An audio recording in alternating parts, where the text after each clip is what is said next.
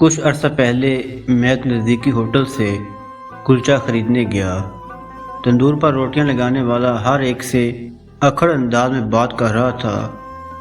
اسی اکھڑ پن میں کبھی وہ نان جلا دیتا تو کبھی کچا نکال دیتا۔ گاہکوں کا رش بڑھتا گیا اور پہلے سے موجود گاہک بھی اسے جلدی نان لگنے کا کہتے رہے، جس سے وہ نان والا ہر ایک سے تقریباً لڑنے لگ گیا۔ میں پچھلے چند منٹوں سے یہ دیکھ رہا تھا۔ میری باری آئی تو اس نے میرے لیے کلچے تندور سے نکالنے شروع کیے۔ یہ کلچے کافی حد تک لال ہو کر جلنے کے قریب ہو چکے تھے۔ میں نے وہ کلچے دیکھ کر اسے کہا کہ تم ماشاءاللہ بہت اچھے کاریگر لگتے ہو۔ اس طرح کے لال کلچے جو جلے بھی نہ ہو کوئی عام آدمی نہیں لگا سکتا۔ یہ سن کر اس نے میری طرف ایسے دیکھا جیسے اسے یقین نہ آیا ہو۔ میں نے اس کا مزید حوصلہ بڑھاتے ہوئے کہا، اس پورے علاقے میں تمہارے جیسا استاد نہیں ہوگا، کاش تم پہلے اس تندور میں آ جاتے۔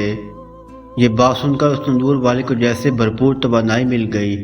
یکدم اس کا موڈ خوشگوار ہو گیا، چہرے پر مسکراہٹ آ گئی اور اس نے کہا، صاحب جی اگر سب لوگ تھوڑا صبر کر لیں تو انہیں بہترین سودا ملے۔ وہ دن ہے اور آج کا دن میں جب بھی جاؤں وہ میرے لیے اسپیشل نان خود لگاتا ہے۔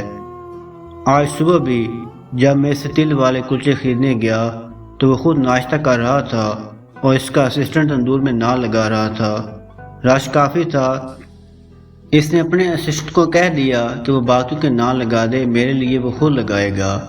اس نے جلدی جلدی ناشتہ ختم کیا اور بہترین قسم کے بھرے ہوئے تلوں والے کلچے لگا کر دیے۔